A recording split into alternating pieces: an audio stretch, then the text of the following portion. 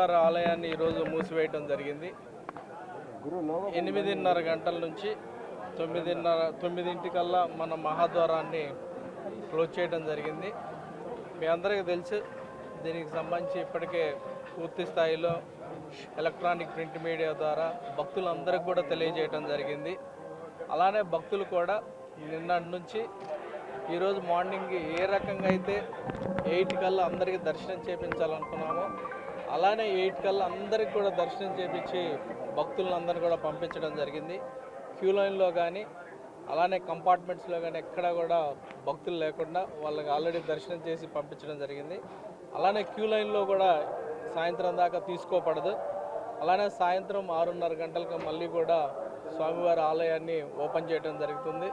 శుద్ధి మిగతా కార్యక్రమాలు, రిలీజియస్ కార్యక్రమాలు పూర్తయిన తర్వాత దర్శనానికి ఓపెన్ చేయటం జరుగుతుందని ఈ సందర్భంగా తెలియజేస్తున్నాను.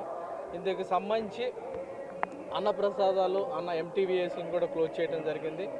అలానే లడ్డూ కౌంటర్స్ కూడా క్లోజ్ చేయడం జరిగింది.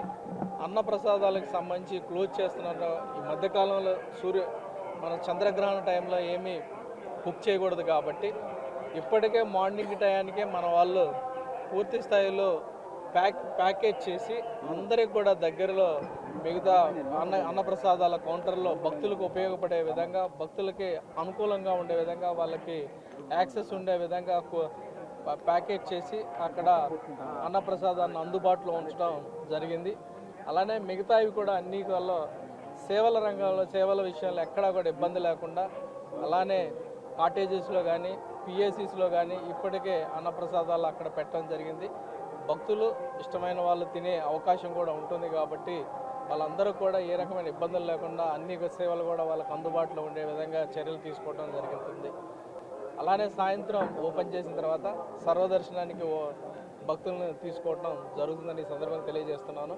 అందరూ కూడా ప్లానింగ్ ప్రకారం ఎలా అనుకున్నామో అలానే విధంగా అందరికి కూడా దర్శనం చేసి అందరికి సేవలకు కూడా వాళ్ళకు అనుకూలంగా ఉండేటట్టు నిర్వహించడం జరిగిందని సందర్భంగా తెలియజేస్తూ అందరికీ కూడా కృతజ్ఞతలు తెలియజేస్తున్నాను.